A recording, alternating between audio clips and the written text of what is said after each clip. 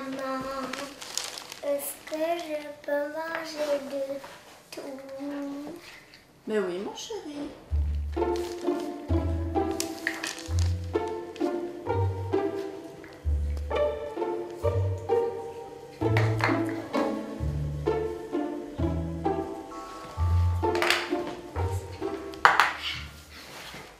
Est-ce que je peux manger de la viande halal?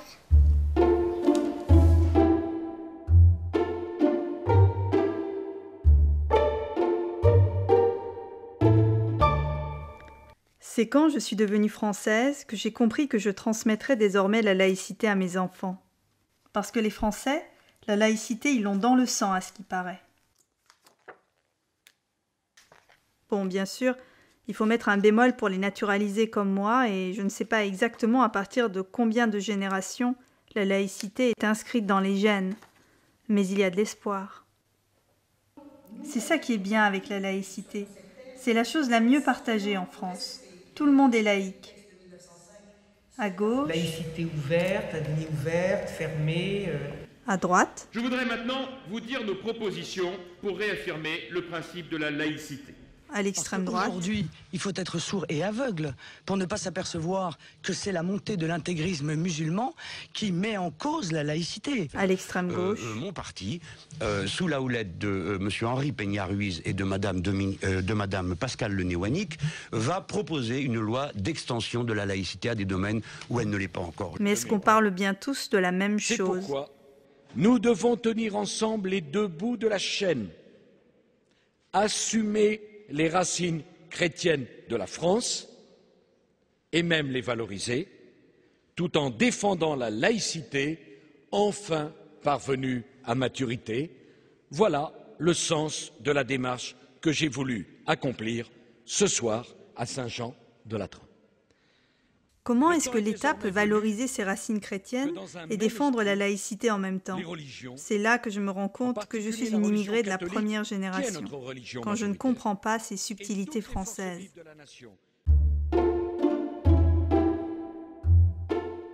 Le mieux, quand on veut comprendre la laïcité, c'est de s'adresser au Haut Conseil à l'intégration. Le travail du HCI, au départ, c'est de conseiller le Premier ministre sur l'intégration des immigrés. C'est aussi le seul organisme à conseiller l'État en matière de laïcité. Alain Sexig, inspecteur de l'éducation nationale, est le président de la commission laïcité du HCI. La laïcité, c'est le principe d'organisation du peuple en société. C'est donc la réunion des membres de ce peuple, par-delà les différences des sujets qui composent ce peuple. C'est un principe de concorde, un principe de rassemblement. On met par moments de côté ce qui peut nous différencier pour nous rassembler autour de principes communs et dans des institutions communes et de partage, institutions scolaires, les services publics, pour dire les choses rapidement.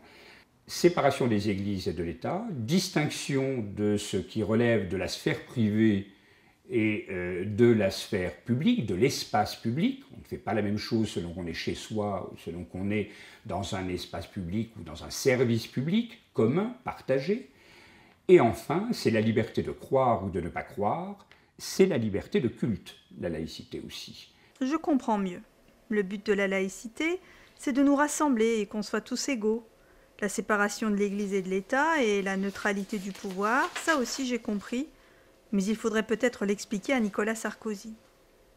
Par contre, sphère publique, sphère privée, à revoir. Et les ennemis de la laïcité dans tout ça? Elle n'a plus d'ennemis, la laïcité. C'est simplement en son sein que les acceptions sont différentes, voire divergentes par endroits.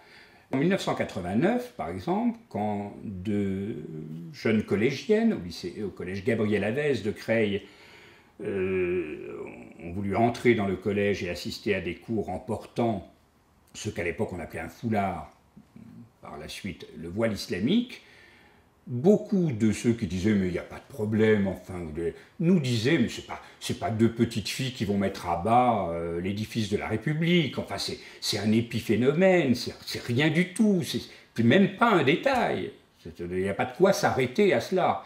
Et oui, il y en avait deux, puis il y en a eu 100, puis il y en a eu 200, puis il y en a eu 500, puis il y en a eu 5000, et là, on a commencé à se poser des problèmes. Et ceux-là même qui disaient « ça n'est pas un problème » commençaient à dire « oui, peut-être ». Et il a fallu attendre 2004 les conclusions de la commission Stasi pour que, à l'immense majorité des députés et des sénateurs, les deux chambres votent une loi interdisant le port de signes et tenues par lequel on manifeste une appartenance religieuse dans les écoles, collèges et lycées publics. Il a fallu 15 ans pour que d'une position qui était somme toute assez minoritaire, y compris chez les politiques, devienne archi-majoritaire. Donc les choses étaient derrière nous, allaient de soi, jusqu'en 89. Moi, dans ma carrière, par exemple, avant 89, jamais, je n'ai eu à traiter de questions relatives à la laïcité, à des atteintes ou ce que je pouvais considérer comme étant des atteintes au principe de laïcité. Jamais en 89. Après, oui.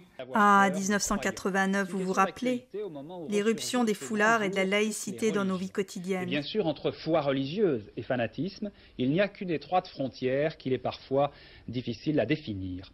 Exemple très concret qui se pose dans certains lycées et collèges en ce moment. Par exemple, dans ce collège à Creil, 3 jeunes filles musulmanes qui s'opposent à leurs professeurs et aux dirigeants du collège. Motif, elles veulent afficher en permanence les signes extérieurs de leur religion. Chantal Kimerlin, Yann Jiquel, enquête. L'objet du délit, le foulard, plus précisément le zif marocain que portent Fatima et Leïla selon leurs convictions musulmanes. Je crains en Dieu. Je crains de personne, sauf le Dieu. Je porterai toujours mon foulard jusqu'à ma mort. Le problème n'est pas des croyances, le problème est de la manifestation extérieure de cette croyance dans l'enceinte des locaux scolaires et notamment en classe. Avant 1989, ça baignait. Mais après, toutes sortes de choses étranges sont apparues dans les salles de classe. Et malgré la loi de 2004 et le bannissement des signes religieux ostensibles, ça continue, même aujourd'hui. Alors il faut former les futurs profs pour qu'ils sachent appliquer les principes laïques en classe. On les prépare par exemple à l'oral de CAPES, avec des cas pratiques. Il est prévu une visite d'église. Arrivé devant l'église, un groupe d'élèves refuse de visiter. Comment vous réagissez? Vous êtes en art plastique. Oui, c'est ça. Comment vous réagissez par rapport à cette question? Donc là, mon devoir, ce serait de leur expliquer que je leur enseigne justement pas la religion catholique, mais qu'on étudie le patrimoine culturel de la religion catholique, mais que justement, ce qui serait bien, c'est aussi d'étudier des exemples, par exemple, de leur religion ou d'autres religions. C'est aussi leur dire qu'ils gardent leur liberté de conscience face à ce que je vais leur apprendre et que je ne les force pas à choisir une autre religion ou quoi que ce soit. Le jury pourrait vous parler de relativisme au début. Il y a un fait précis, la France a un patrimoine religieux essentiellement chrétien. Oui. L'enjeu, c'est de les former à la création artistique et patrimoniale. Et de leur montrer que moi, si je vais visiter une mosquée, ce n'est pas une conversion ou une pagode ou un temple. Vous pouvez choisir ce que vous voulez et que l'homme s'est exprimé dans des bâtiments civils comme dans des bâtiments religieux. Ces situations viennent de situations réelles rencontrées par des enseignants. Certes, ce n'est pas du tout massif. Quelquefois, elles ne se sont produites qu'une fois. Mais elles sont significatives. La contestation des contenus religieux et politiques, on en parlait moins parce qu'il y avait 10% d'élèves en lycée. Mais je vous rappelle que les lycéens d'extrême droite ont refusé d'avoir des cours dans lesquels on expliquait l'affaire Dreyfus. Dans les années 30, il y a eu des manifestations à Louis le Grand, à Henri IV, dans nos grands lycées. Ça concernait que 10%, on n'en parlait pas. Donc le problème, c'est des élèves qui opposent pour des motifs religieux le refus de travailler sur des illustrations d'un almanach, illustrations relatives à la tradition chrétienne, enfin que je suppose, pour les illustrations en tout cas. Donc la proposition, c'est d'instaurer calmement un débat auprès des élèves pour leur expliquer que le professeur est un interprète d'un programme décidé par le législateur. Ce programme touche un socle de connaissances et de compétences qui doit être commun à tous, notamment le patrimoine culturel français. L'État se veut neutre, mais c'est lui qui prime. Il faut leur expliquer que la liberté de conscience est préservée, qu'il n'y a pas de prosélytisme et que la Bible est d'ailleurs un texte commun aux 3 religions monothéistes. Si les élèves, après ce débat, n'ont pas voulu continuer la leçon, il faut prévenir le chef d'établissement pour convoquer les parents et leur expliquer ce qu'implique l'enseignement à l'école, notamment qu'il est laïque et que l'aspect culturel du religieux est maintenu dans un cadre d'unité historique des fondements de la nation. C'est pas judéo-chrétien, almanach. C'est alméné. C'est le calendrier lunaire arabo-musulman. Pourquoi ça? C'est parce que le calendrier musulman lunaire était jugé beaucoup plus précis pour l'agriculture. Notre calendrier, il est babylonio-étrusque. C'est la grande erreur des révolutionnaires de 89 que d'avoir pensé abandonner un calendrier judéo-chrétien. Mais là, on est dans une inculture d'élèves, et donc le calendrier est une bonne occasion pour montrer la multiplicité de nos racines. Important. Et là, je suis dans un apport de connaissances à l'élève pour casser des préjugés. Aujourd'hui, on essaye de mettre en pratique la laïcité. Ce qui n'a pas été le cas dans l'école, faut être très clair. Les devoirs envers Dieu dans l'école n'ont été supprimés qu'en 1925. Parce que comme personne ne s'occupait des contenus d'enseignement, Jules Ferry les a laissés, Ferdinand Buisson les a laissés. Ça permettait à l'enseignant qui voulait les évoquer de le faire là. Dernière chose, on a laissé des messes s'organiser dans les établissements scolaires jusque dans les années 70 par rapport à ça. Donc moi, j'étais élève à Jacques de Cour, il y avait la messe tous les samedis, il y avait même la messe solennelle de rentrée avec le proviseur. Simplement, le champ de la laïcité s'était déporté sur la fermeture des écoles confessionnelles plutôt que sur son application dans l'espace public où effectivement le catholicisme, religion dominante en France, était moins puissant. Mais l'islam est arrivé et a re-questionné une laïcité non mise en pratique.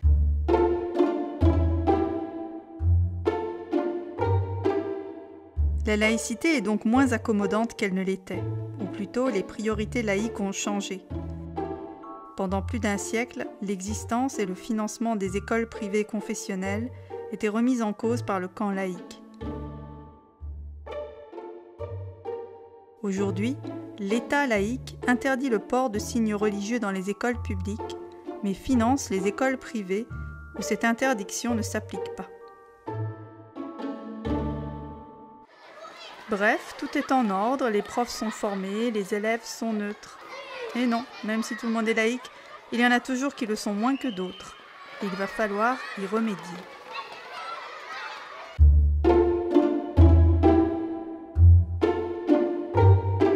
Pas de maman voilée qui accompagne les enfants lors d'une sortie de l'école. J'ai été interrogé par une fédération de parents d'élèves. Oui. Fédération de parents d'élèves qui me dit il y a une directrice d'école en région parisienne qui a interdit une maman voileuse à une sortie scolaire. Quelle est votre position? Pas voile intégral, hein? Non, je précise. Absolument. Quelle est votre position? J'ai beaucoup réfléchi naturellement avant de répondre. Nous avons regardé à la fois juridiquement, nous avons regardé aussi l'application de la laïcité. Eh bien, j'ai pensé que l'éducation nationale, dont les valeurs sont la laïcité et la neutralité, devait être absolument intransigeant. Donc vous allez revenir sur la circulaire du 18 mai 2004. Ça veut dire que j'ai tenu compte de l'avis du Haut Conseil de l'intégration, qui a rendu un avis l'année dernière, en 2010, et qui considère que les travailleurs occasionnels de services publics, c'est-à-dire ceux vous avez les jurés d'assises, vous avez les jurys de concours. Eh bien, les parents accompagnateurs sont des travailleurs occasionnels. Ils ont des droits et des devoirs. Quand on accompagne les sorties scolaires, par exemple, on est assuré par l'école. On est responsable aussi des élèves qu'on encadre. Eh bien, donc, on a des droits et des devoirs et on doit avoir, à mon sens, les mêmes droits et les mêmes devoirs que les personnels de l'éducation nationale. Eh bien, dans ces droits et des devoirs, il y a le principe de neutralité et le principe de laïcité. Ils sont intangibles et ils ne sont pas négociables. Je lis la circulaire du 18 mai 2004. Les parents d'élèves ne sont pas concernés par la loi sur les signes religieux. Oui. Absolument. Vous allez la changer, cette circulaire? Eh bien oui, nous allons travailler. Alors, on est en train de regarder avec le service juridique. Oui. Encore une fois, l'avis du Haut Conseil sur l'intégration ouvre une perspective. Donc, il n'y a pas forcément besoin d'une circulaire d'adaptation. Nous sommes en train de regarder dans le détail ce point. Mais j'ai beaucoup réfléchi avant de prendre cette décision. Je pense que c'est un message extrêmement fort. L'endroit où tout a commencé, c'est ici, à l'école Joséphine Baker de Pantin. Madame Palacio, la directrice, a fait la une des journaux, un peu malgré elle. On n'avait jamais eu de problème pour l'accompagnement des sorties scolaires jusqu'à ce que une maman se voit refuser plusieurs fois de venir et puis qu'on lui dise finalement, la maîtresse lui dise, c'est parce que, elle dit, dites-moi la vérité, c'est parce que j'ai un foulard, et la maîtresse a répondu oui, et à partir de ce moment-là, comme elle était élue au conseil d'école, elle s'est renseignée auprès de la FCPE. La FCPE lui a dit oui, c'est pas normal, c'est de la discrimination. Et puis on va tenter une action, on va dénoncer cette pratique discriminatoire. Et donc la décision a été prise par la FCPE de l'école d'écrire au ministre de l'Éducation nationale. Et ça a démarré comme ça. Et avec des articles dans les journaux. Et nous, on dit que les personnes qui accompagnent les élèves ne doivent pas montrer leur religion. Le ministre a répondu, la directrice a raison et les mamans ne peuvent pas s'imposer dans les sorties scolaires. Et en tous les cas, il est légitime de ne pas prendre celles qui montrent leur appartenance avec un signe, avec un vêtement. C'est la logique. On ne devrait même pas avoir à en discuter et à s'en justifier. Pour nous, la situation s'est apaisée. Nous n'avons pas du tout d'histoire avec les parents d'élèves. Des mamans qui n'étaient pas satisfaites l'année dernière et qui étaient même à l'origine de l'affaire dont je vous ai parlé, ont accepté de changer de coiffure, d'enlever leur foulard et puis de mettre un bonnet et d'accompagner les enfants en sortie avec la maîtresse. Tout ça s'est très bien passé. Allez, tous en foulard! Maman, nous élèves! Si un bonnet, même pas phrygien, a suffi pour sauver la laïcité à Pantin, la bataille continue ailleurs en France. Des hordes de mamans voilées refusent de changer de coiffure le temps d'une sortie. Elles font de la résistance, notamment à Montreuil, où elles ont créé un collectif « Mamans toutes égales ».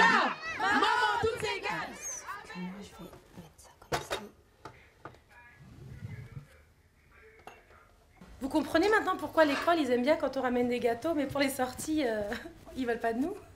Tout ce qui est manger, tout ce qui est nourriture, tout ce qui est gâteau, bon.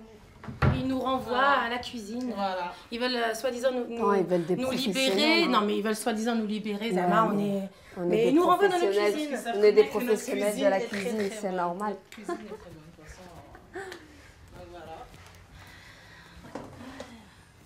Moi, j'aimerais bien voir la loi, puisqu'il n'y en a pas. Et que dans la circulaire du ministère de l'Éducation, il est marqué noir sur blanc que la neutralité, donc pas de signe religieux pour les élèves, pour les agents du service public, et il y a bien marqué derrière, juste à côté, la loi ne concerne pas les parents d'élèves. Donc moi, en tant qu'accompagnateur, je suis une maman d'élève, donc normalement je ne suis pas soumise à ce devoir de neutralité. La laïcité, normalement, la loi 1905, elle garantit la liberté de choix de culte à chacun. Donc normalement, c'est elle garantit nos libertés. Oui. Et normalement, elle garantit ma liberté de m'habiller comme j'ai envie. Ce qu'il faut savoir, c'est que moi, je me suis proposée à retirer mon premier foulard. Donc j'avais demandé à le mettre comme ça et à mettre un bonnet. Donc comme ça, on ne se rendrait pas compte si vraiment je porte un voile ou pas. Et on m'a dit que non, que moi, c'était pas possible. Que mon foulard, on ne pouvait pas le cacher. Qui savait qu'elle était musulmane. Je suis musulmane et on ne cache pas de foulard. On ne veut vraiment pas du tout de nous, même en arrangeant, même en mettant un bonnet, même c'est vraiment pas possible. Il n'y a aucune solution. Donc c'est vraiment difficile, quoi.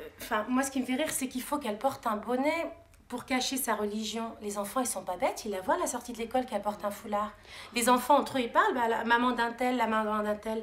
Moi, je sais que les copains de mes enfants ne voient pas en moi la femme qui porte un foulard, ne voient pas une maman qui porte un foulard, et ils voient la maman de Mohamed, ils voient la maman d'un tel. Donc, c'est pas parce que je vais mettre un bonnet ou que je vais retirer mon foulard, que je vais être plus apte à surveiller un enfant.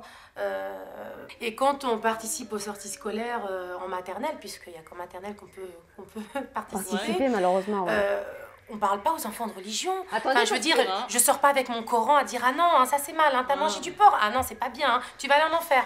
Non mais faut arrêter, chacun est quand même libre de choisir la religion qu'il veut. Je suis pas là pour prêcher ou quoi, j'accompagne les enfants, je suis là avec mes deux mains, je donne les mains aux enfants, je leur mouche le nez, je les emmène aux toilettes, voilà.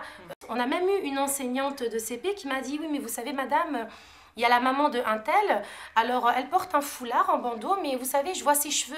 Alors comme elle est musulmane, je ne sais pas si je pourrais un jour lui proposer d'aller en sortie avec nous ou pas. Donc vous voyez, c'est des questions que je me pose et c'est plutôt flou. Mais je me dis quand même, il y a des choses plus importantes. Il y a des choses plus importantes que de se battre. Si on se mettait vraiment, s'y mettait toute l'énergie qu'ils ont à nous exclure pour défendre la suppression des postes, pour défendre les classes non remplacées, pour défendre l'école publique, eh bien on y arriverait. Mais là, ils sont contre nous.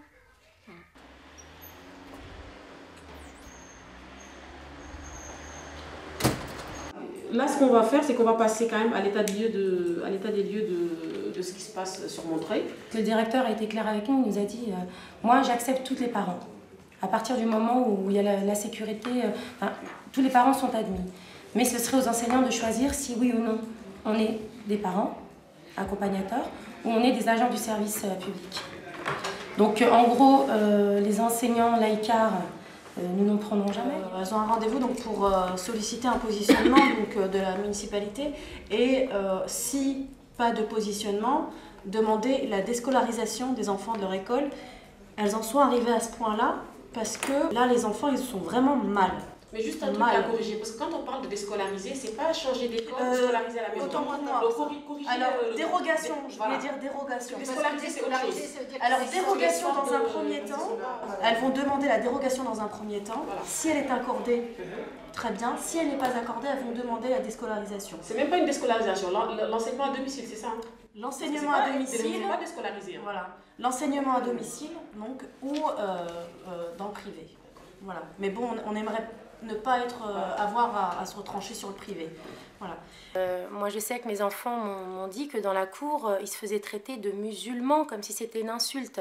Ils étaient mis de côté, que les enfants entre eux disaient « Mais oui, mais toi, de toute façon, ta mère ne pourra pas aller en sortie parce qu'elle porte un foulard, parce qu'elle est musulmane. » Enfin, c'est des choses pour des enfants... Enfin, à 7 ans, mon fils me posait pas vraiment de questions sur l'islam. Pour lui, bon, il sait que ses parents sont musulmans, il sait qu'il est musulman, qu'il s'appelle Mohamed. Mais voilà, ça va pas plus loin. Ils vont se poser plein de questions. Ils ont essayé de faire... Non, mais ils n'ont pas l'âge de se poser ces questions-là. Voilà, c'est pour ça. Moi, je n'ai pas appris à cet âge-là. Nous, dans notre famille, moi particulièrement, on a des gens, j'ai ma soeur qui fait Noël, quoi. J'ai mes soeurs, il y en a 2 qui font Noël. Et ben on y va. Et mes enfants... comprennent à leur manière que chez Tata Mimouna, chez Tata Fatima, il y a un sapin de Noël, mais chez nous il n'y a pas. Mais tout ça, on leur explique petit à petit, ils le comprennent. Mais là, du coup, c'est comme si qu'on leur montrait qu'être musulman, c'était pas bien. C'est vrai, on est dans une école où il y a de tout. Il y a des Arabes, il y a des Noirs, il y a de tout, quoi. Et puis c'est ça la France, quoi. Aujourd'hui, c'est ça.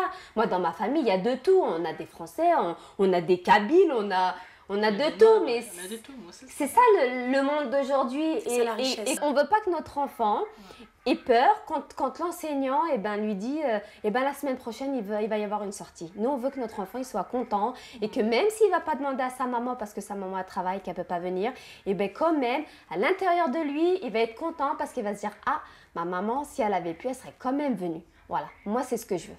Quand il y a des problèmes surgissent, c'est plus le fait d'individus, donc que ce soit des parents ou que ce soit des instits ou autres, que finalement un problème qui est amené sur la table par l'institution. un individu qui se sent en fait de régler un contentieux avec l'islam, les musulmans et ainsi de suite.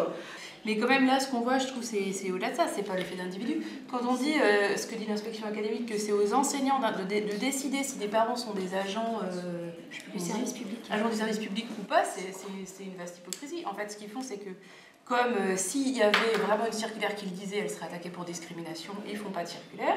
Ils disent que c'est les enseignants, les individus qui interprètent, mais c'est pour mettre en place une discrimination non officielle. Mais tout est fait pour qu'elle soit mise en place. C'est là une vaste hypocrisie de dire que c'est les individus qui décident, que c'est les enseignants qui décident. Parce que jamais l'enseignant se fera rabrouer par l'inspection académique. Donc.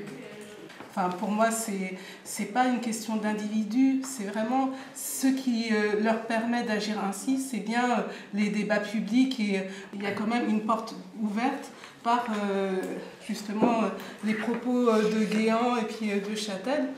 Et mettre la pression, c'est vraiment important. Il y a vraiment, à mon avis, un travail pour montrer qu'en fait, non, le problème n'est pas réglé. Et je pense que ça, c'est... Donc, qu'on fasse un communiqué, une conférence de presse, pour essayer de montrer que non, ça n'est pas le cas, quoi. Après, quelqu'un parlait de Paris, je veux dire, à Paris, il y a des cas aussi. Il y a une école dans le 19e où le directeur a annoncé à une maman qu'elle ne pouvait pas accompagner une sortie, et dans la foulée, lui a dit d'ailleurs qu'il fallait qu'elle se retire de la liste FCPE, parce qu'en fait, elle ne pouvait pas non plus représenter les parents. Et dans ce cas-là, quand il y a des parents autres que les mamans voilées qui interviennent, en fait, ça fait quand même, ça met la pression sur les équipements. C'est quand la solidarité est immédiate. Moi, je suis convaincue que la kermesse alternative est une excellente idée. Alors oui, il y a eu Sheima qui a tiré ça, et puis Leïla.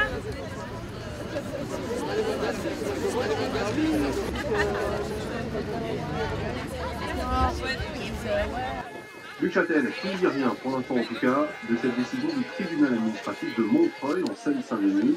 Tribunal qui a estimé que les mères de famille musulmanes qui portent le voile ne peuvent pas accompagner les enfants lors de sorties scolaires.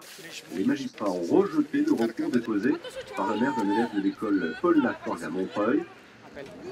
Et c'est que c'est dommage qu'on ne puisse pas porter... Enfin, il faudrait faire appel, quoi. Il faudrait vraiment faire appel. Et une petite vente de gâteaux, Inch'Allah, c'est vraiment pour... C'est jusqu'à quelle heure ? C'est pour aider les démarches administratives et tout. C'est que là, il y a un mot qu'on donne à toutes les mamans voilées. D'accord, ouais. Et ça, c'est le mot qu'on donne aux parents qui ne sont pas voilés. Alors, la différence, on ne la voit pas, sauf que la différence, elle est là. Pouvez-vous nous accompagner ? Ah oui. Donc, nous, on a ça. Et subhanallah, voilà. Les gens qui n'ont pas de foulard, ils ont ça. Tu vois, comme quoi on est arrivé un petit peu loin quand même, je veux dire. Hein. Bonne continuation, hein. Il faut vous battre. Hein. Inch'Allah, on va passer. C'est rien. Moi, je vois bien les choses arriver avec les politiques. Donc là, ils s'attaquent aux nounous. Ça a été le niqab, ça a été ça, ça a été ça. Bientôt, on va nous dire, bah ouais, mais dans la rue, vous retirez votre foulard. Bien sûr, oui. Vous retirez votre foulard ou vous rentrez chez vous. Mais je vais aller où? Moi, je suis française. Je suis née en France, je vote, je paye des impôts. Pourquoi j'aurais pas les mêmes droits que les autres? Non, mais eux, ils s'imaginent que, attendez, nous, nos parents, ils ont quitté leur pays, ils ont quitté leur famille, ils sont restés ici, ils ont travaillé... Ils ont travaillé durement jusqu'à s'en esquinter la santé, parce que moi je parle pour mes parents. Moi mes parents ils se sont esquintés la santé. Ma mère elle n'a pas vu ça, elle voyait sa mère une fois tous les 2-3 ans parce qu'on était beaucoup pour aller au Maroc et tout ça coûtait cher. Ils ont grandi sans leurs frères, sans leurs sœurs, sans leurs parents, loin de tout. Ils ont, entre guillemets, ils ont dû sacrifier leur famille, leur religion, parce que nous, on a été la génération manger à la cantine, manger McDo. Moi, j'allais au McDo avec mon père, quoi. Je veux dire, ils ont sacrifié tout ça pour que justement nous, on n'ait pas à sacrifier tout. C'est notre droit, c'est notre pays, on a grandi là. Ces rues, elles ont été faites par nos parents. Les voitures, moi, mon père, il a travaillé au lait. Ça se trouve, tu connais la voiture que mon père, il a fait. Non, mais je veux dire, nos parents se sont battus, se sont sacrifiés pour que nous, on n'ait pas, justement, à subir ce genre de choses. Et ça, on aura beau nous dire, taisez-vous et tout, eh ben non. Moi, je suis fière d'être française. Je suis fière que mon père, il ait décidé de venir travailler ici. Je suis fière d'être musulmane encore plus que tout. Et je pense que jamais... J'espère, Inch'Allah, jamais, eh ben, on me forcera à retirer mon foulard.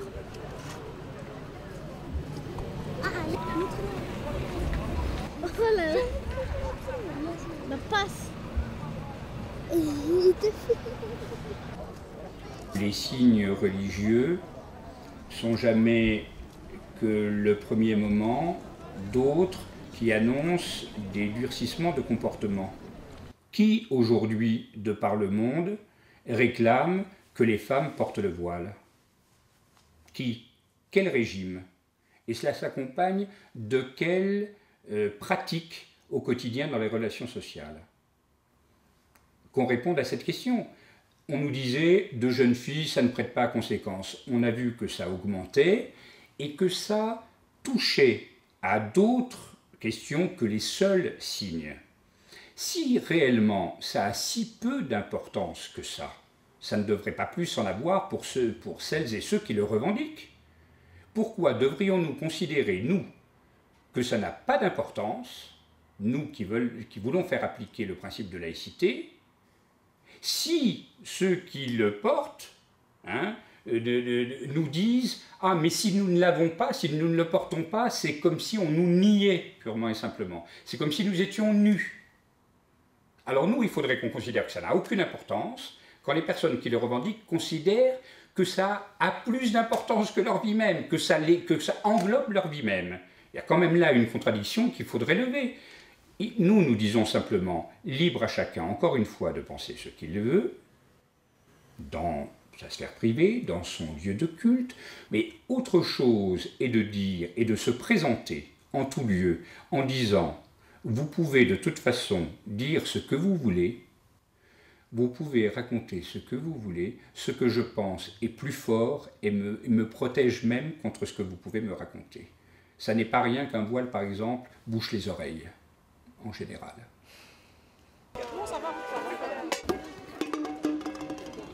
Alors c'est ça la laïcité, un bras de fer, une guerre d'usure entre l'État qui veut notre bien et des individus qui se bouchent les oreilles.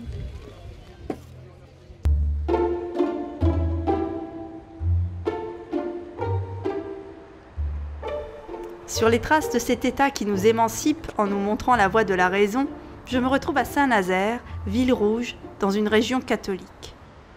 Ici aussi, il y a des batailles minuscules qui se mènent au nom des grands principes. On ne parle plus de foulard ou de bonnet, mais de viande dans les cantines scolaires municipales. Plus précisément de viande que des familles ne veulent plus dans les assiettes de leurs enfants.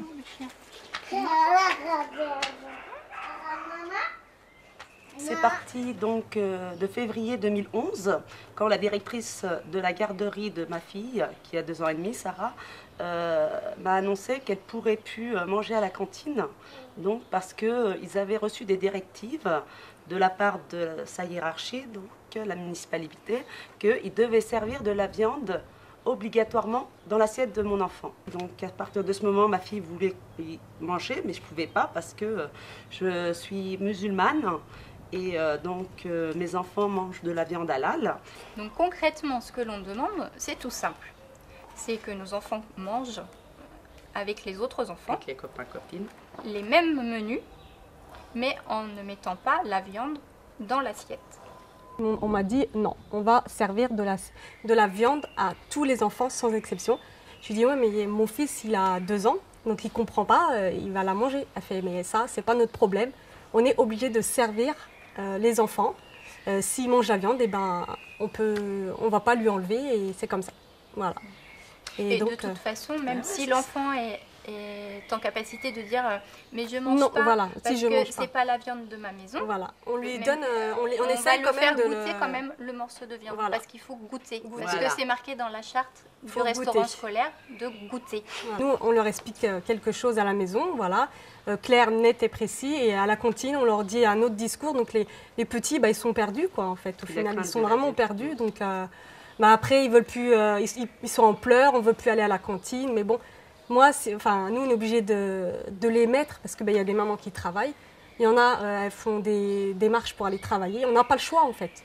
Donc du coup, on sait plus comment faire. Est-ce qu'on doit les mettre, pas les mettre, on ne sait plus. Moi, j'ai jamais fait rentrer la religion à l'intérieur de l'école. J'ai toujours dit, donnez pas de la viande à mon enfant, c'est tout. J'ai jamais parlé de viande halal, de autre chose. Même un deuxième menu, ça n'a jamais été suggéré. Parce que moi, pendant 4 ans, on payait le même tarif avec sans viande. Puis le soir, je complétais mon repas.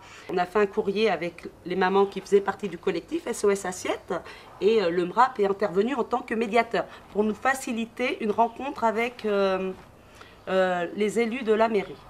Jusqu'à maintenant, les élus refusent toujours de nous rencontrer. Donc on a fait des courriers, 2 courriers. On a contacté aussi, on a pris contact avec le médiateur de la République. Voilà, qui m'a voir s'il pouvait aussi intercéder en notre faveur pour obtenir un rendez-vous. Ça a été fin de non-recevoir. Voilà. Mais on peut se faire entendre que si les gens veulent bien accepter qu'on leur parle en vis-à-vis, qu'ils nous lisent nos courriers et qu'ils n'interprètent pas nos intentions. Et ça, c'est pas évident.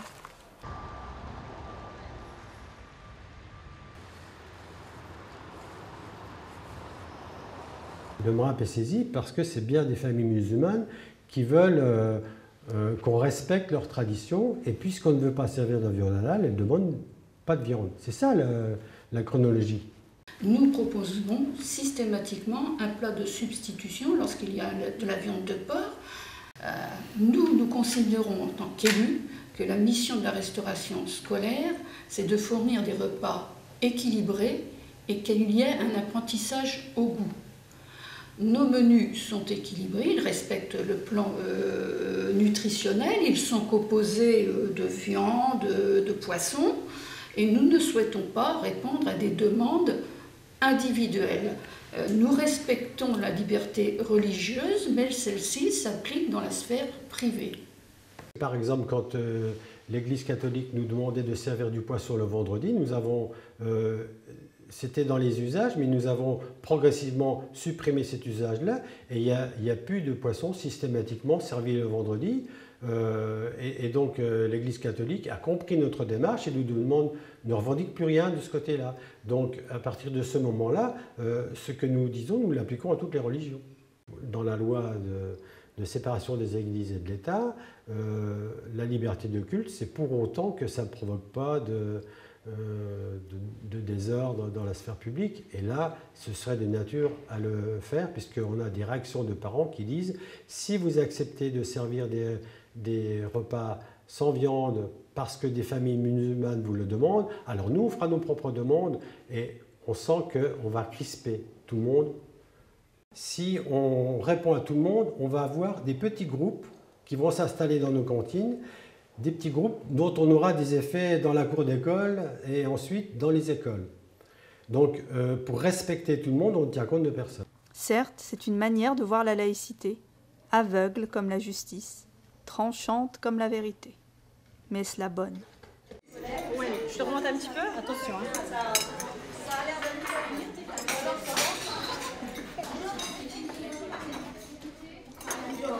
Tu veux de la pomme aussi? On n'impose pas à un petit d'aller à une table de grand, c'est plutôt l'inverse. Michel Lejeune est formateur pour la Ligue de l'enseignement, une des plus anciennes associations laïques, qui gère aujourd'hui des centaines de cantines et de centres de loisirs partout en France. Les pièges sont toujours dans les extrêmes. Donc, refuser de voir la réalité et se dire on continue à faire ça et on ne veut pas voir ce qui se passe autour, c'est un piège, je dirais, un petit peu irrespectueux de l'évolution de la société. Le deuxième piège dans lequel il ne faut pas tomber, c'est l'autre extrême, c'est-à-dire de tomber dans le piège de l'illégalité, ou en tout cas de la non-conformité par rapport à la loi de 1905, qui dit qu'effectivement, on ne peut pas rémunérer une religion. Donc les deux extrêmes sont dangereux l'un et l'autre, mais pour des raisons complètement différentes.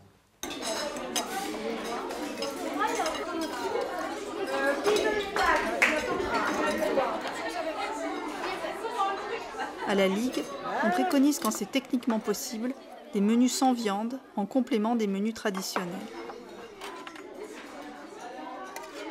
La Ligue de l'enseignement est bien sûr un des défenseurs depuis très longtemps de la laïcité, mais nous on veut que cette laïcité soit une laïcité qui vive, hein, et qu'on ne puisse pas oublier ces questions-là, et donc il faut bien travailler ces questions-là avec toutes les personnes qui ont à la faire vivre au quotidien. Mais c'est sûr qu'appliquer cette laïcité-là, ça demande de respecter une certaine étiquette quand on passe à table. Le jour où j'étais là, il y avait 2 plats au choix, un sauté de porc et du poisson. Et le chef de cuisine, plutôt que de demander aux jeunes lycéens qui passaient là, donc 16-18 ans en gros, quel plat tu veux, il lui demande... Non, il lui demande, est-ce que tu es musulman? Je lui demande, est-ce que tu es musulman? Et je lui demande du coup, mais pourquoi tu lui poses cette question-là? Pourquoi tu ne demandes pas quel plat? Mais j'ai trop peur qu'il se trompe et qu'il ne voit pas que c'est du porc. Je dis, mais le menu, il est affiché. Ah oui, mais j'ai trop peur qu'il se trompe. Voilà, la peur de mal faire. Vous aviez d'autres situations que vous vouliez évoquer, que vous avez rencontrées Il m'est arrivé de voir des équipes d'animation qui distribuaient en fait les régimes alimentaires aux patronymes sans avoir vérifié auprès des enfants que ça correspondait bien à leur demande. Justement, pour pallier à ça, en début d'année, donc toutes les familles sont invitées à remplir un questionnaire, fiche sanitaire de santé, mais aussi par rapport à la restauration, savoir si leur enfant mange de la viande, si leur enfant mange du porc ou un repas sans viande. Donc on fonctionne, nous, avec l'équipe, avec un système de pochette sur lequel figurent les renseignements sanitaires des enfants. Alors là, je vois du coup que sur les fiches, alors que sont exprimés le terme dans le langage de ce qu'on vient de dire là, sans porc et sans viande, je vois qu'il y a un petit M pour musulman qui veut donc dire sans porc et un petit H pour halal qui veut dire sans viande.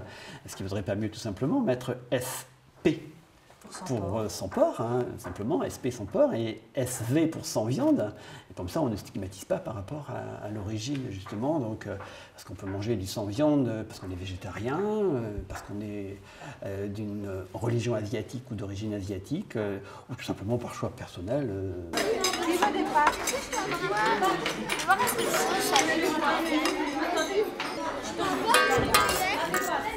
Je peux avoir de la sauce, je peux avoir du gruyère, je peux avoir de la viande, je peux tout avoir, pas de gruyère. Jusqu'où peut-on tenir compte des exigences religieuses? Et la question se pose très clairement, par exemple, avec la viande halal. Parce que la viande halal, elle nécessite un rituel d'abattage où un sacrificateur agréé par une des 3 mosquées validées par on va dire, la religion musulmane pour le faire en France a donné leur aval. Donc ça veut dire que lorsqu'on va acheter de la viande provenant de ces abattoirs-là, on a quelque part contribué à un financement direct d'une religion, et on est donc contraire à l'esprit de la loi de 1905 qui dit que l'État, les services publics au sens large, ne rémunèrent aucune religion. J'avais moi une situation à vous évoquer qui vous vous demandez comment vous feriez si un enfant venait se plaindre qu'il subit la pression d'autres enfants? Chacun donnerait sa version et puis après, suivant la situation, on en discute. D'accord. Parce qu'en fait, vous pensez que c'est grâce à la discussion qu'on arrive à... Il faut toujours discuter avec les enfants. Il n'y a que comme ça qu'on peut y arriver. Voilà. Toujours discuter avec eux. Mais à l'inverse, tu as l'enfant qui va subir l'influence du groupe. Aussi. Voilà. Donc qui va faire parce que voilà, qui va souhaiter changer son régime alimentaire parce qu'il a observé que la majorité du groupe à laquelle il peut appartenir mange plutôt sans viande alors que lui il mange plutôt sans porc et qui veut se rapprocher au contraire se rapprocher du groupe quoi. Alors vous feriez quoi dans ce cas-là? Expliquer aux enfants qu'on fait le choix de son alimentation par rapport à soi-même, pas par rapport à un groupe ou voilà. Même si après on appartient à une communauté religieuse ou pas forcément qu'il y a l'aspect collectif, mais que c'est d'abord individuel. Les questions qui se posent sont en fait les questions du vivre ensemble. Qu'effectivement, nous avons tous des particularités quelles qu'elles soient, et qu'il est indispensable de les accepter. La laïcité, c'est quoi? La laïcité, ça veut dire qu'on doit accepter les personnes telles qu'elles sont, avec leurs particularités, dans la mesure où on respecte le cadre légal. Parce qu'effectivement, il y a des limites au-delà desquelles on ne peut pas aller. Mais c'est bien apprendre à vivre ensemble. Et je pense que nous sommes peut-être dans une société où la culture de l'individualisme prend un petit peu trop le dessus, au détriment de cet apprentissage au vivre ensemble avec accepter les particularités de chacun. On n'est pas dans une société où on doit vivre dans un moule. Le moule unique, ce serait presque, je dirais, le danger vers lequel il ne faudrait pas tendre. Alors nous, on dit au contraire, profitons de ces éléments-là pour travailler autour de cette culture à la diversité, parce que cette diversité, elle est là, et on ne la changera pas. Et d'ailleurs, faut-il la changer? Est-ce que ce n'est pas intéressant de confronter différentes situations, différents modes de vie, pour se construire sa propre personnalité? Nous, à la Ligue, on dit qu'il faut éduquer le citoyen. Pour éduquer le citoyen, il faut lui donner différents éléments pour qu'il puisse construire sa propre philosophie, sa propre référence, ses propres idées, ses propres valeurs après.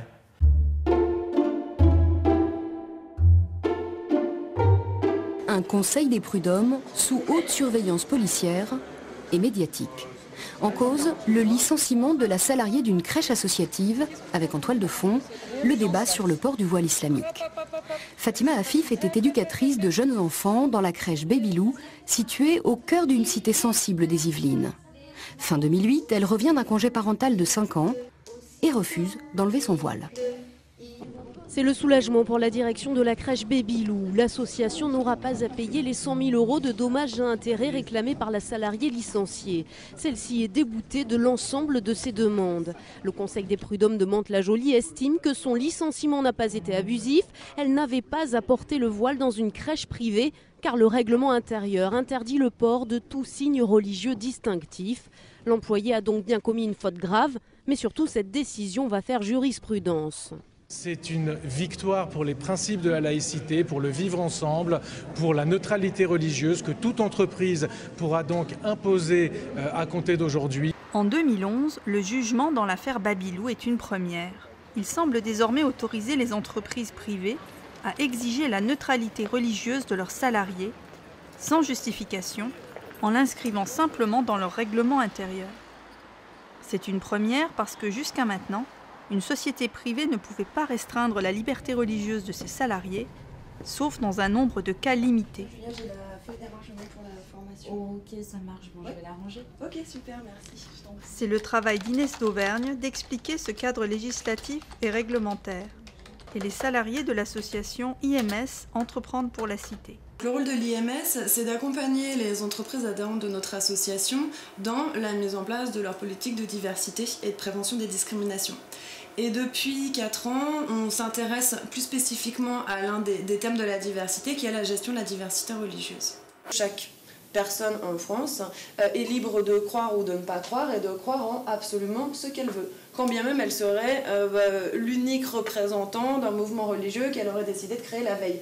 Ces convictions sont absolument respectables, elles peuvent en changer tous les jours si elles le souhaitent. C'est ce que nous garantit aussi le fait d'être dans un état laïque, c'est-à-dire une liberté absolue de conviction ou de non-conviction.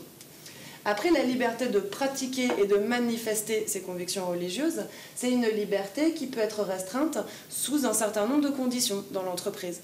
Il y a tout ce qui contreviendrait aux règles d'hygiène, tout ce qui contreviendrait aux règles de sécurité et celles qui peuvent porter atteinte au bon fonctionnement de l'entreprise ou à ses intérêts commerciaux. Alors là, typiquement, un sikh qui voudrait garder son turban sur un chantier et qui ne pourrait pas mettre son casque, là, voilà, on contrevient aux règles de sécurité, c'est assez clair. La laïcité ne peut pas être un argument dans le cadre d'une entreprise privée pour balayer d'un revers de la main toutes les demandes qui pourraient avoir lieu sur le sujet. Ça veut dire quoi, par exemple, qu'on peut mettre un crucifix dans un bureau si on a envie? Ça, l'entreprise, moi, demain, je veux un crucifix énorme dans mon bureau, on me dit rien. Au titre de la laïcité, on ne peut pas me l'interdire. Non, l'entreprise privée n'est pas un espace laïque. Vous souhaitez avoir un crucifix dans votre bureau, finalement, c'est une manifestation de vos convictions religieuses. On va regarder dans quelle mesure est-ce que ça pourrait éventuellement porter atteinte à la liberté de conviction des autres salariés du bureau. Et c'est d'ailleurs très différent si vous avez une statue de la Vierge ou un crucifix dans votre bureau ou derrière un poster avec la Mecque. C'est pas tout à fait la même chose que d'en placarder dans tous les sens et mettre de la musique religieuse à fond et puis en parler toute la journée et donc du coup porter atteinte à la liberté de conviction ou de non-conviction de vos collègues ou des autres personnes dans les locaux. Imaginons que tout d'un coup il me vienne la lubie de dire que ma religion m'impose de faire des cabrioles 10 fois par jour, quel que soit le lieu dans lequel je suis dans l'entreprise. Donc j'ai ma conviction religieuse, je reçois des clients, je fais des cabrioles devant eux. Si ça porte atteinte à l'image de votre entreprise et aux relations que votre entreprise a et à l'exercice de vos fonctions, votre manager peut dire « terminez les cabrioles ». Mais est-ce qu'on peut avoir ensuite des conflits entre confessions? C'est-à-dire que par exemple je reçois toujours pareil des clients qui sont, je sais pertinemment qu'ils sont des fondamentalistes, quelle que soit la religion, parce qu'ils viennent de tel ou tel pays où ils sont clairement affichés comme ça, et j'ai moi-même dans mes effectifs quelqu'un qui va porter de manière ostentatoire, mais sans plus, un signe religieux quel qu'il soit, et ça va offusquer mes clients. Est-ce que dans ce cas-là, je suis en droit d'interdire à mon salarié devenir. Pour continuer et pour pousser plus loin sur votre exemple, vos clients du coup vont vous demander la fois d'après de ne plus leur mettre en face d'hommes ou de femmes. Et puis la fois d'après, ils vont vous demander de ne plus leur mettre en face de personnes qui n'auraient pas les mêmes convictions religieuses que les autres. Et donc du coup, la question des demandes clients ne peut pas justifier qu'on pratique de la discrimination. Après, ce qui est compliqué, c'est qu'on est toujours sur le fil du rasoir et que c'est toujours une recherche d'équilibre. Le simple fait que votre client soit dérangé par la manifestation des convictions religieuses d'un de vos salariés ne suffit pas pour l'interdire. Mais tout ça va peut-être changer. À la suite de l'affaire Babylou, le HCI s'est intéressé à la laïcité dans les entreprises et voilà ce qu'on peut lire dans son rapport de septembre 2011. Pour le HCI, la laïcité est une pratique de pacification sociale. Le HCI propose que soit inséré dans le Code du travail un article autorisant les entreprises à intégrer dans leur règlement intérieur des dispositions relatives aux tenues vestimentaires, au port de signes religieux et aux pratiques religieuses dans l'entreprise, prières, restauration collective, au nom d'impératifs tenant à la sécurité, au contact avec la clientèle et à la paix sociale interne. La paix sociale interne, ça, c'est nouveau. Dans la crèche Babylou, dont on a beaucoup parlé et que nous avons suivi les péripéties, évidemment, nous avons rencontré la directrice et un certain nombre de salariés de la crèche Babylou. Tout le monde n'aura pas remarqué que la volonté d'une des salariées, qui était la directrice adjointe de la crèche Babylou, de porter un signe religieux sur son temps de travail, avait entraîné des remises en question de l'organisation de l'emploi du temps de la part d'autres salariés, d'autres confessions, et une puéricultrice de la crèche, elle-même de confession catholique, d'origine portugaise, que nous avons pu rencontrer, elle dit puisque c'est comme ça, moi je ne travaillerai plus le dimanche. Je ne travaillerai plus le dimanche alors que c'est une crèche ouverte 24 heures sur 24 avec un système de roulement pour les salariés. Donc on voit bien que le fait de mettre de côté ce qui peut nous différencier les uns les autres, sans revendiquer pour soi-même une position particulière, eh bien, c'est cela qui permet le vivre ensemble. C'est ça qui permet que les choses avancent en harmonie. Dès que certains veulent faire prévaloir un droit particulier tenant à leur croyance personnelle, eh bien, cela peut entraîner de la discorde aussi. C'est en ça que le principe de laïcité est un principe de concorde. On peut simplement s'attendre dans les entreprises à trouver un climat religieusement neutre. On n'est pas obligé tout de même, dans une entreprise, d'avoir affaire de manière quotidienne à des personnes qui affichent en permanence, crânement, leur appartenance religieuse. Si on devait pouvoir donner la possibilité à une entreprise d'interdire de manière absolue l'ensemble des manifestations religieuses ou des signes religieuses, je pense que pourrait se poser cette question quand même de qui resterait le garant de la liberté individuelle et jusqu'où est-ce qu'on pourrait, du coup dans ce cadre-là, aller interdire un salarié de se vêtir de telle ou telle façon, lui interdire de parler de tel ou tel sujet. Donc du coup se pose vraiment avec ce type de position, la question de la défense des libertés individuelles. Est-ce que c'est les questions liées à tout ce qui peuvent être les convictions religieuses, est-ce que c'est des choses que vous avez déjà constatées dans vos équipes? Constater, oui, dans le cadre du ramadan notamment, des choses comme ça. Après, solliciter, non. D'accord. Vous n'avez pas eu de salariés qui vous ont demandé un aménagement? J'ai intégré en fait une musulmane qui porte un voile, donc on s'est posé la question de savoir, et je crois qu'on s'est fait une réponse interne sans avoir de vraies réponses. Donc aujourd'hui, elle est intégrée dans nos équipes, elle est sur des plateaux Sogeti. Je pense se pose la question de savoir est-ce que ce voile en fait peut demeurer si elle va chez un client. Que peut dire le client éventuellement vis-à-vis de ce voile? Déjà le voile est très, très discret, hein. C'est un voile en fait qui est là que pour cacher les cheveux. En plus c'est une dame qui est très souriante par nature, donc qui a un esprit qui n'est pas du tout timide, ainsi de suite. Simplement s'est posé la question de savoir, on fait la bise, on se serre la main. Bon, on se serre la main, et puis voilà quoi. Donc c'est le seul signe un petit peu différent que l'équipe autour d'elle en fait opère. Il y en a certains qui l'ont surpris en train de lui faire la bise, quoi, mais c'est tout, quoi. Sinon, non, ça se passerait bien, il n'y a aucun souci, il n'y a vraiment aucun souci. Hein. J'ai jamais été confrontée à ça, mais je me dis, refuser une embauche, voir arriver un licenciement pour une femme qui ne veut pas enlever son voile, ça veut dire qu'elle rentre chez elle, elle est désociabilisée, et elle est obligée de le porter. Donc ce cas-là est un peu particulier quand même. Le port du voile, ça touche une population sensible. Elle n'est pas obligée, justement. Tout son... C'est ce qu'elle disait au début, c'est que... Non, c'est son environnement. Elle considère qu'elle est obligée. C'est chacun sa conviction. Elle me semble... Elle a le droit, à titre individuel, de considérer qu'elle est obligée, c'est sa liberté. Ce n'est qu'une interprétation, on ne peut pas le prendre comme une... Parce que là, on dépasse même... Ah non, on est dans le bon sens, on est dans une interprétation que l'on porte aux choses. Quoi. Je sais qu'elles ne vont pas enlever leur voile, et qu'elles vont rentrer chez elles, et qu'elles vont être sous domination de leur mari et de leur religion. Si on les accepte pas avec ce signe extérieur qui nous choque tous un peu quand même. C'est pas le fait de porter le foulard ou porter le truc, porter un chapeau, etc. Enfin moi ça me choque pas du coup. Derrière il y a une symbolique sexiste réelle quoi. Oui, parce qu'à un moment donné, c'est ça qui ressort du truc. À la limite, chacun est libre de porter ce qu'il veut. Pour garder le symbole derrière et comprendre un peu le symbole de la femme dans l'islam quand même. Il y a un moment où il faut se poser la question. Ça c'est votre interprétation et vous avez le droit effectivement de considérer que le foulard est une atteinte aux droits de la femme, etc., ce qui correspond effectivement à votre vision de ce signe religieux, sachant qu'il peut y en avoir d'autres. Vous avez des femmes qui le portent en vous disant « je suis féministe et je suis voilée ». Moi j'ai rencontré des jeunes femmes qui disaient « je suis une militante féministe musulmane et je porte le voile et ça n'est en rien pour moi un signe d'asservissement de la femme ». En fait, il y a deux grands types de lois. Il y a les lois qui concernent l'entreprise privée, où la laïcité ne s'applique pas, et la fonction publique, où la laïcité s'applique. Et puis au milieu, entre les deux, tu as les entreprises privées qui exercent des missions de fonction publique. Là, il y avait un vide juridique pour savoir à quel droit est-ce qu'on pouvait les rattacher, avec des flous. Et aujourd'hui, la tendance avec le cas de l'affaire Bébélo serait plutôt de dire tout ce qui relèverait de la délégation de services publics pourrait appliquer des principes de laïcité. Garder les enfants, par exemple, c'est une mission de service public.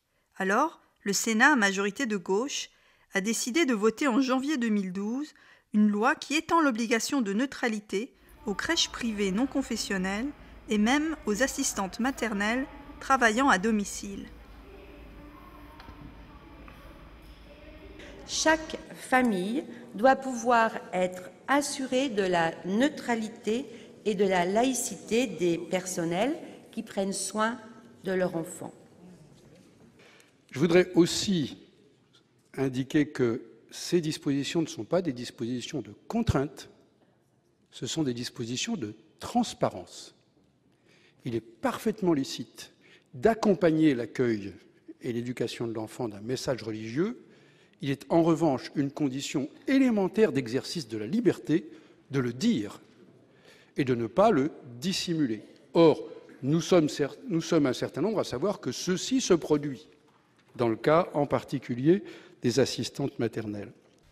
Pour certains, comme Jean Bobéro, historien et spécialiste de la laïcité, loi après loi, on est en train de falsifier la laïcité. L'hypothèse que je défends, c'est qu'il y a une nouvelle laïcité, et c'est pas, le terme ne vient pas de moi, le terme vient de François Baroin, d'un rapport de François Baroin en 2003 au Premier ministre, et que cette nouvelle laïcité n'est plus la laïcité de 1905, même si, comme la laïcité de 1905 continue d'exister, dans la réalité concrète, les deux laïcités sont mêlées. Mais il y a une nouvelle laïcité qu'on cherche à appliquer non plus à l'État et la puissance publique, mais aux individus, du moins à certains d'entre eux, où on fait un glissement de la neutralité de l'État vers une certaine neutralité religieuse des individus. Et ça, alors, ça me paraît être une atteinte à la liberté de conscience.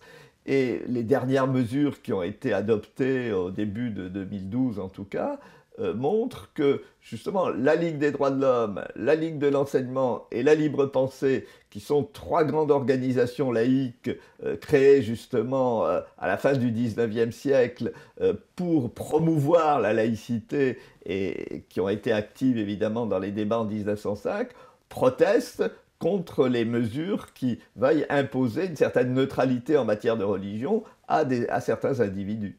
Donc, on essaye, si vous voulez, d'utiliser la laïcité, la loi de 1905, comme des mots magiques qui clôtureraient le débat, qui empêcheraient le débat, alors qu'on est en train de promouvoir des mesures qui sont très discutables au niveau des libertés publiques, ce qui est contraire à la loi de 1905, qui a fait partie, disons, des lois prenant les libertés publiques, la liberté de la presse, la liberté d'association, la liberté syndicale, et la loi de 1905, c'est un ensemble de lois prises par la Troisième République qui allaient dans le même sens. Alors, Marianne doit-elle se faire du mouron? L'égalité nous condamne-t-elle à mettre en sourdine qui nous sommes et ce à quoi nous croyons? Notre idéal laïque est une société où les citoyens sont tous neutres. Jean Jaurès avait répondu il y a plus de 100 ans, « Seul le néant est neutre ».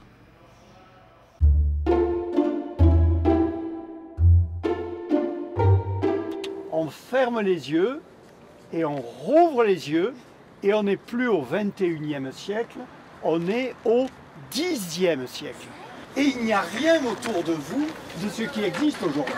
J'ai imaginé ce parcours qui avait le double avantage, me semble-t-il, un, de faire se réapproprier la ville par des enfants qui quelquefois ne la connaissent pas, et d'autre part, un apprentissage progressif à travers l'histoire de la liberté des autres, et donc de ce qu'on appelle aujourd'hui la laïcité en matière de conviction religieuse.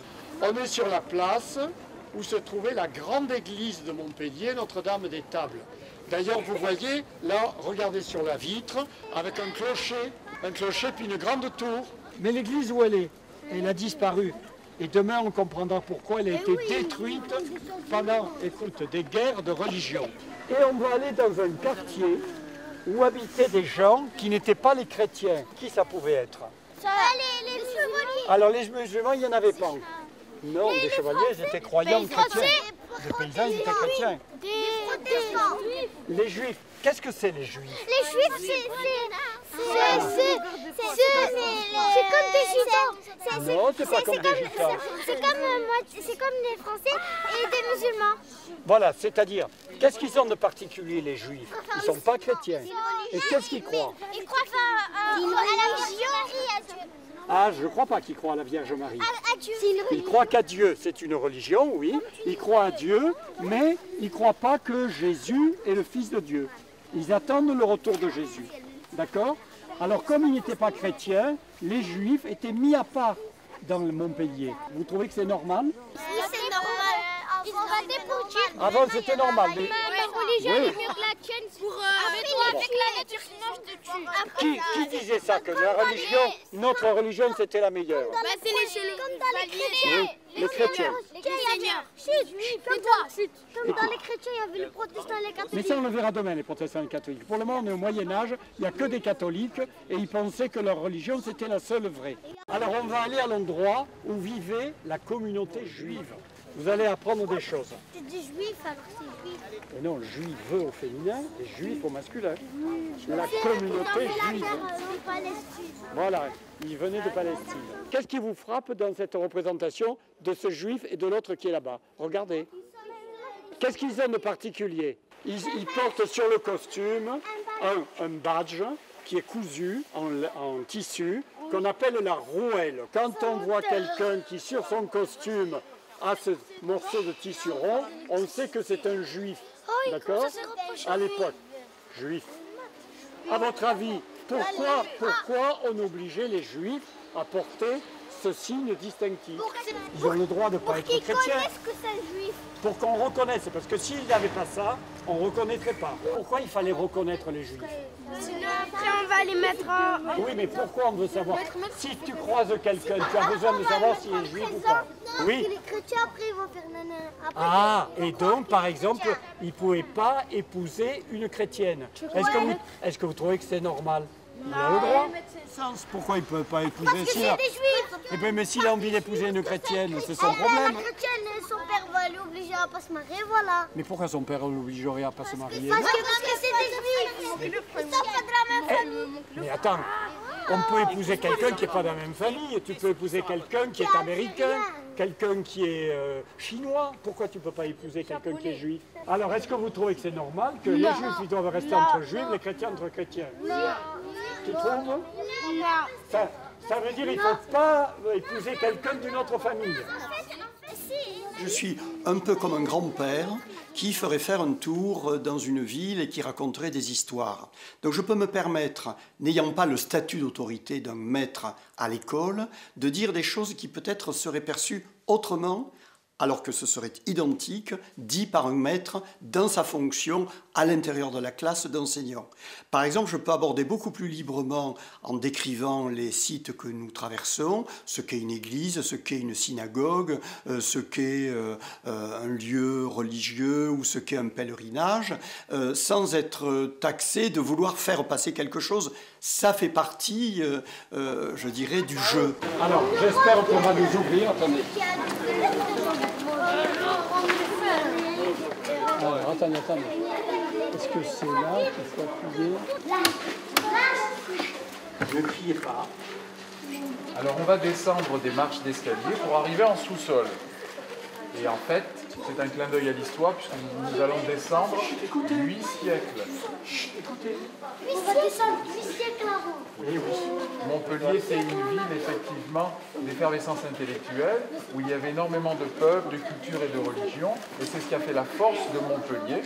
C'est cette ouverture à l'autre. Et nous allons...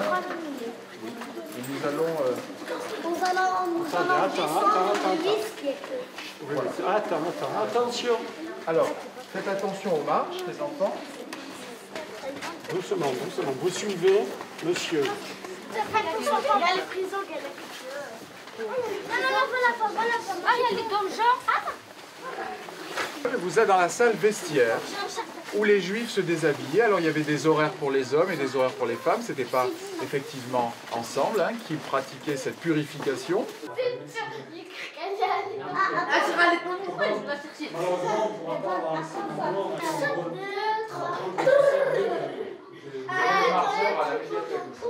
Ça vous a plu les enfants? Oui. On passe de l'état d'impur à pur. Et chez les chrétiens, c'est la même chose, mais la forme diffère. C'est le baptême et c'est l'eau bénite. Pour, Tu m'as dit que tu deviens un peu chrétien. Hein? Tu m'as dit ça ou pas? Si tu touches l'eau, non, non, tu peux toucher l'eau et tu n'es pas juif.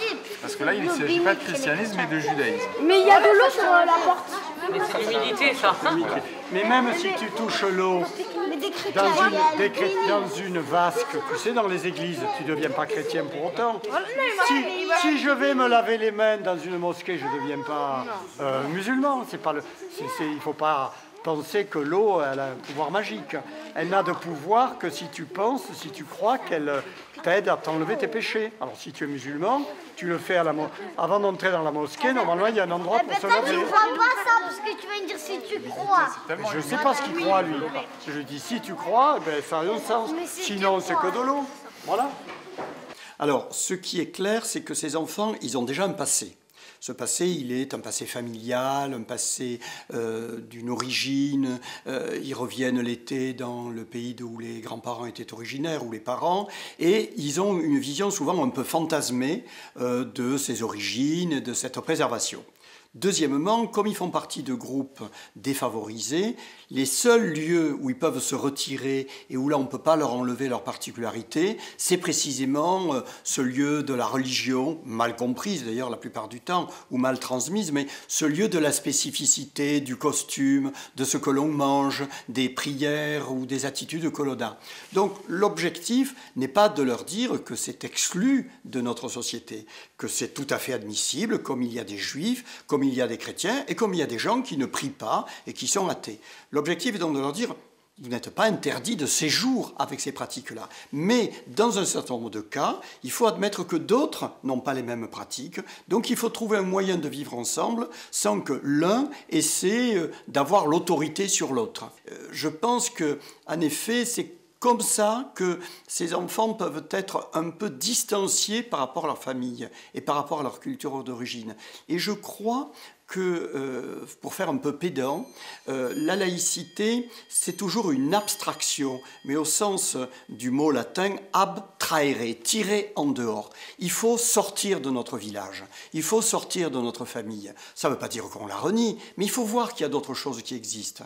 Et donc, être un citoyen abstrait, ça veut dire un citoyen qui est capable de prendre du recul. Et donc, c'est cet espace, au fond, de distanciation que j'aimerais créer à l'occasion de ces parcours. Vous voyez au centre un personnage. Ce personnage, c'est une femme et c'est la République. Vous savez comment on l'appelle? Marianne, très bien.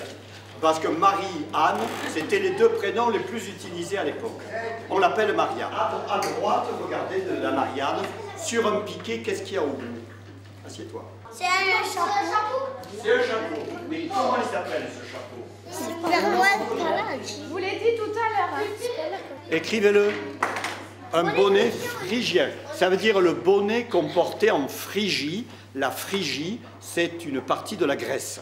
Alors ce bonnet phrygien, il est un bonnet qui se rabat un peu. C'était le bonnet des esclaves. Mais les esclaves s'étaient révoltés. Ils avaient gagné, ils étaient devenus libres. Et donc le bonnet phrygien est devenu le symbole de la liberté. D'accord? Et puis de l'autre main, à droite, elle tient quelque chose d'un peu curieux. Non, c'est pas un... C'est ça, c'est ça. Oui, il y a tous les bâtons qui sont rassemblés et ils sont attachés avec des cordes de cuir. Les bâtons, ils sont tous attachés ensemble, c'est pour ça qu'il y en a plusieurs, c'est le peuple. C'est toi, toi, toi, toi, moi, on est rassemblés. On est bien unis, pour ça que c'est attaché. On est bien les uns contre les autres. On est tous de la nation française. Et au centre, la hache, elle représente le pouvoir que nous représentons. Si tout le peuple se met à utiliser son pouvoir, il sera vainqueur. C'est ce qu'on appelle les faisceaux du victeur. Des vrais républicains. Voilà. Ils sont des vrais républicains. Ils s'appellent Waldock. Les Français ne se sont pas rendus compte qu'à partir des années 70 et 80, du fait notamment de l'immigration, mais de bien d'autres éléments, cette question de la présence de la religion dans l'espace public devait être réenvisagée sous un autre regard, qui est toujours le regard laïque, mais d'une autre manière. À force d'avoir dit que la religion était une affaire privée, on a fait comme si elle était une affaire dans sa propre maison. Et que donc, sorti de la maison, on déchirait le contrat social si on manifestait quoi que ce soit. Alors, autant on pouvait considérer, et j'y suis fermement attaché, que les agents et les représentants de l'État et de la République ne doivent pas arborer de signes distinctifs, ni religieux, ni particuliers, qui les fassent distinguer, puisqu'ils sont là au service du public, autant les gens de tous les jours que nous croisons dans la rue ont le droit de manifester dans cet espace qui est ouvert à tout le monde, leur préférence à partir du moment où ça ne gêne pas et où ça n'oblige pas les services de l'État à des modifications. Or, cette idée, qui est pourtant simple, d'un espace, j'allais dire, social, ouvert aux distinctions de croyances, d'options, de manières d'être, elle est encore aujourd'hui difficilement acceptée parce qu'elle apparaît comme une sorte d'abandon de la vieille solution qui était surtout ne manifester rien. Et j'avoue que j'ai de la difficulté à faire comprendre que les mamans qui veulent porter un foulard, elles ont tout à fait le droit de le faire, les hommes qui veulent porter un turban, ils ont tout à fait le droit de le faire, etc. Et il y a là un changement de situation qui, dans le contexte européen auquel nous n'étions pas habitués, prend encore plus d'importance. Alors, on s'en est tiré longtemps en disant « c'est nous qui sommes les porteurs de la raison » et les autres peuples, les Anglais, les Allemands, les Scandinaves, eux, ils n'ont rien compris. Il faudrait qu'ils viennent à notre solution. Et c'est pas ce qui est en train de se passer. Et sur les 27 États qui composent l'Union, eh bien, on voit bien que nous sommes le seul avec ce type de prétention, disons, à régler de cette manière-là le problème. Je ne dis pas qu'il faut l'abandonner, mais il faut quand même comprendre que c'est une solution parmi d'autres, à laquelle je suis attaché, mais qui n'est pas la seule, et qui n'est pas forcément la meilleure, la plus rationnelle. Elle l'est dans un certain contexte et dans une certaine histoire. Il faut les mettre à côté. Parce que sinon, après, ça un tiers, 2 tiers, 3 tiers, comme ça chacun fait Oui, je sais, c'est très naïf, les enfants, les drapeaux. Mais pour moi, la laïcité, ce n'est pas une arme contre les islamistes. Il faudra trouver autre chose. C'est encore moins un dogme imposé par l'État aux citoyens rétifs à la raison. La laïcité, c'est d'abord des cultures et des histoires à partager, le respect des individus qui ne pensent pas comme nous, même s'ils nous agacent, et l'envie de vivre ensemble, malgré tout.